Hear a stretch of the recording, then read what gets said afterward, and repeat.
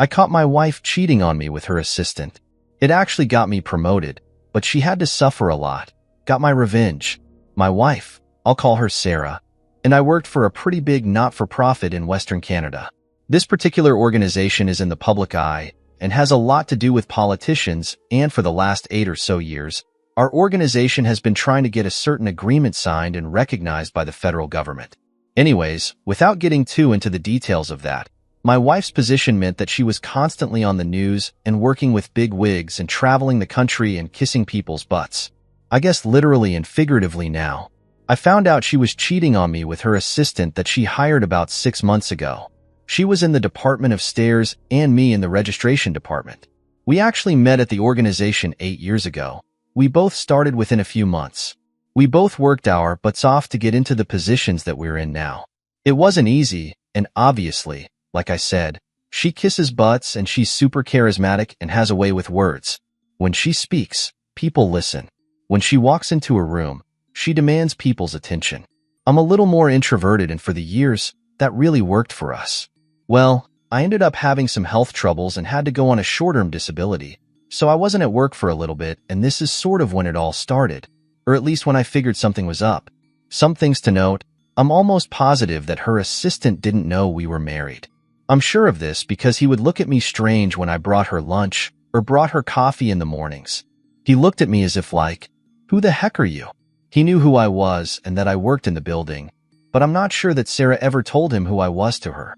I mean, it's not like we went around the building saying, "Hey, we're married."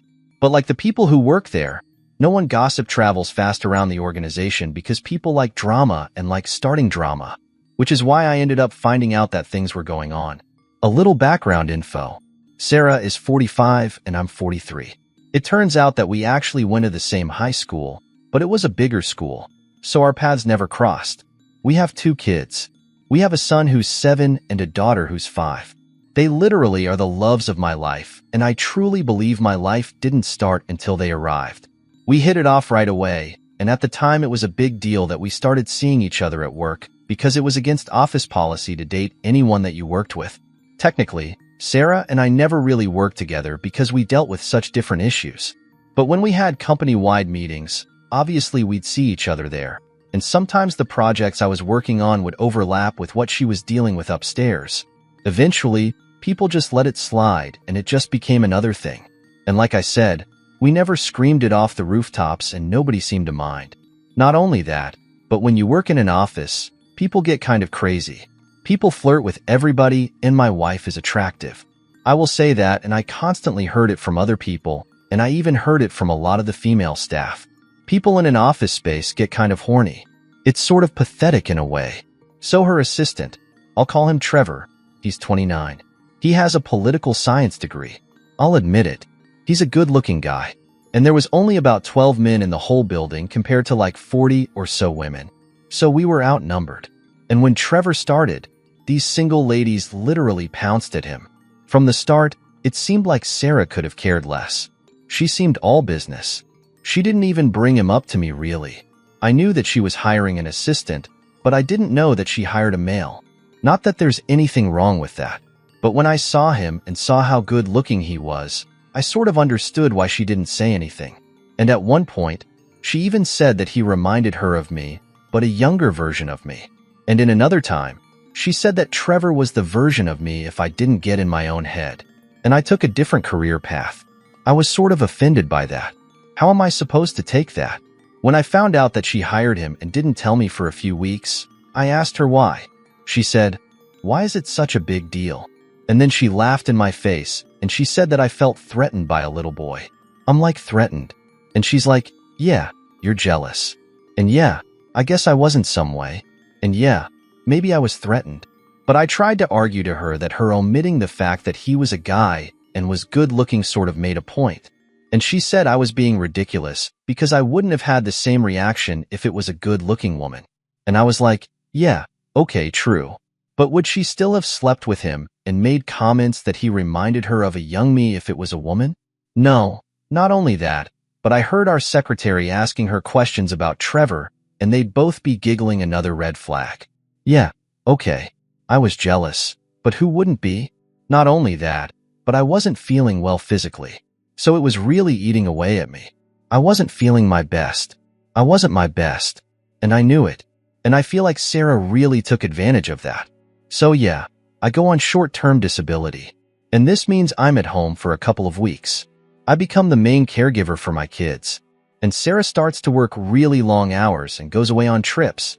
So when she was on these trips, she took this assistant with her. And then she's posting pictures on Instagram of herself in clothes that aren't really professional, or like on the beach. And I can tell that she has no bikini top on. The photo is just of her, but I know that he's with her. I comment on the photo and I'm like, scandalous, but she doesn't react to it or anything. Then I creep Trevor's page. He's got a public page and see that he's in fact posting photos of the same beach, but it's of the water. But then I know that they're together, and I know that my wife is laying on the beach next to him without a bikini top on.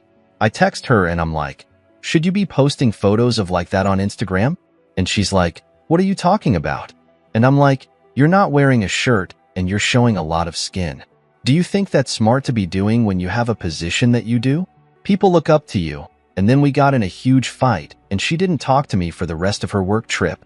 And I say that lightly, work trip. She was sleeping with him at this point. And another note, yeah, these work trips took her all over the country and she get time for business and pleasure that disgust me now.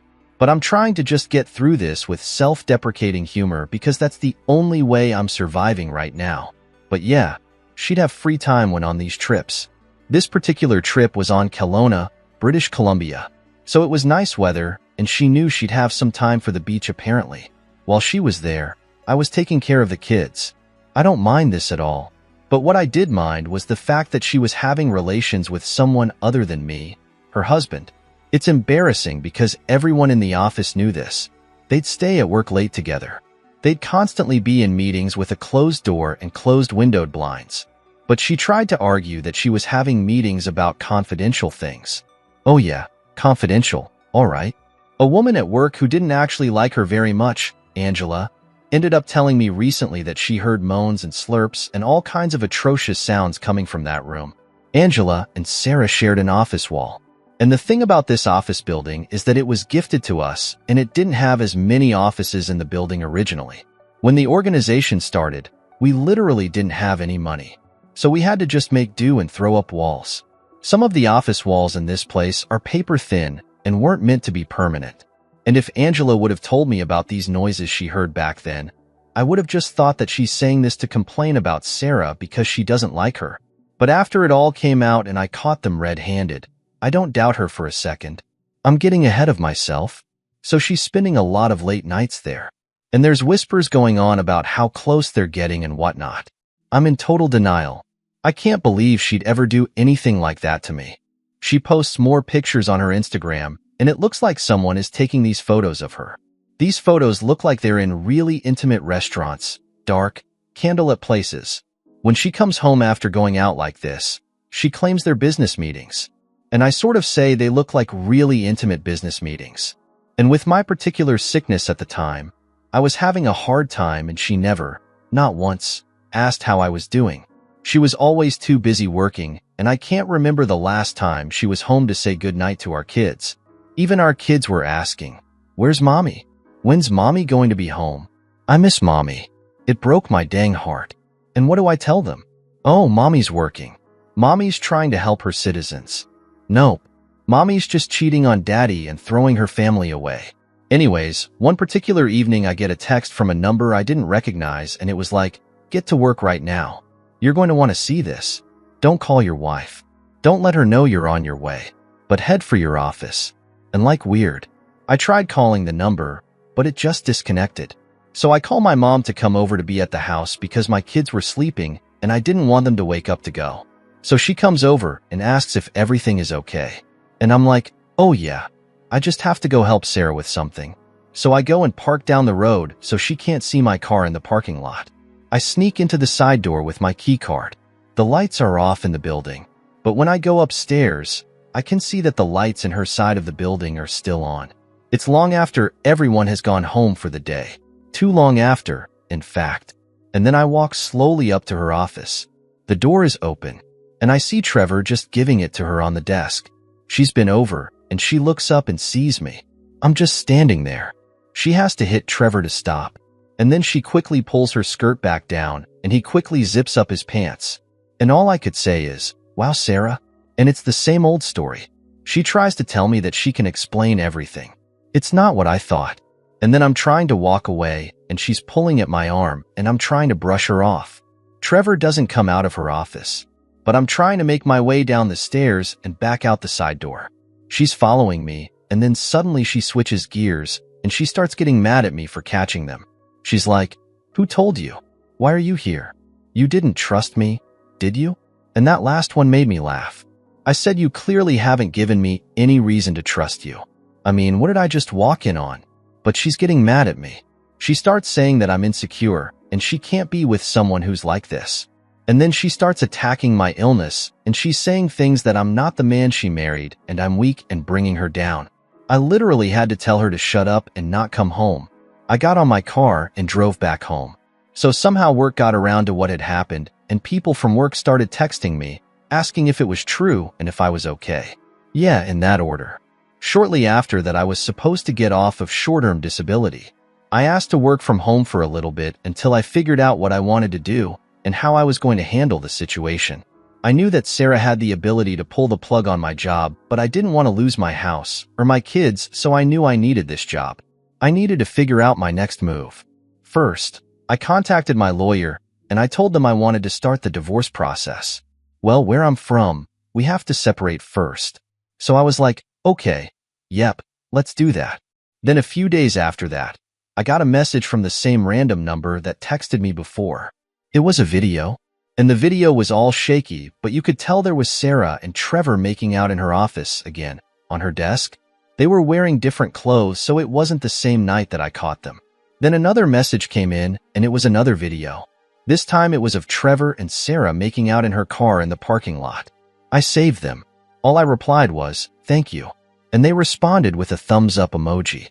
I sat there for a while wondering what I was going to do. I had to make it good. Then I knew there was an election coming up. And what I mean by that is that the person Sarah worked for had to be elected back into office. And the only way Sarah was going anywhere was if the person she worked for didn't get voted back in. So I contacted the person who was the opposition to Sarah's boss. I also happened to know that this person had a really good chance of getting in, but just needed a little bit more endorsements. I figured that this whole thing with Sarah could really look bad for Sarah's boss and their campaign. Well, when I contacted the opposition, I told them everything and sent them the videos that had been sent to me. I started endorsing this person, and as soon as this happened and the videos ended up getting spread all over the office. It totally divided the office. The organization had some really tense energy around it, and the whole process took about 5 months. During those 5 months, I had to go into the office and pretend like nothing was happening and that Sarah and I weren't going through a separation. But it was awkward. I'm not going to lie. And Trevor ended up getting let go. I don't even know exactly when, but Sarah let him go, and then she hired some 18-year-old intern. The intern was a girl. But not only that, as soon as these women at the office found out I was single, they were coming at me left and right and center. I hadn't had this kind of attention in years, and honestly, it felt good. Surely I flirted back. I'm not ashamed to admit that. But I'll never crap where I eat ever again. Then there, done that. My wife, sucker punched me with a good-looking F-boy. Sarah tried to come home a few times and was apologizing, and she said she missed the kids. But I said she was never around before. She never mentioned anything about missing me or the kids. So the only thing that changed is that she's going to lose it all in a matter of months. Legally, I had to give her some visitation rights, so she did have the right to come and see them at scheduled times. But I wouldn't be there. My mom was in the house though while this was happening because I didn't actually trust Sarah. She was very much the person who would try to pull a fast one and lock me out of the house or attempt to brainwash the kids against me. I wasn't going to let that happen. Anyways, when the election came, Sarah's boss didn't get in. Eureka! Sweet, sweet revenge. Within a week, the opposition came in, and they hired someone else to be there, Sarah. Not only that, but I was given a $15,000 promotion. We still have a bit to go on this road to divorce, but I just wanted to share my story. Think twice about dating anybody at work. You never know who you'll catch bending them over the desk you chose together. As for the messenger, I did end up asking Angela if it was her, but she was adamant that it wasn't. She thinks that maybe it was one of these women here that wanted to shack up with me for themselves. I like to think that it's Angela and she'll just never admit that it was her. I think she just really saw her chance to get rid of Sarah and took it.